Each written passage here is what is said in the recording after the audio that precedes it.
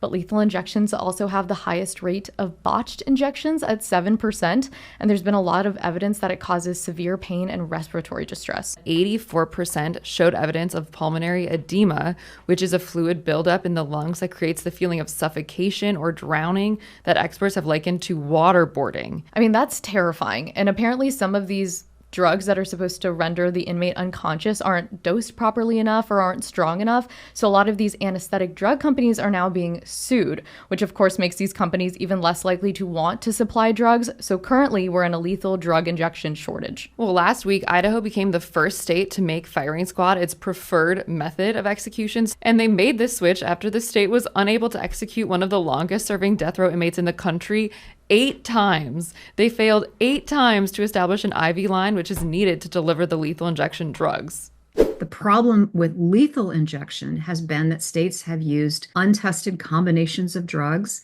Some of the drugs have been expired. Some of the execution staff are not medically trained, and so they make mistakes. And sometimes there are underlying physical conditions of the prisoner that create additional complications, all of which leads to what we call botched executions.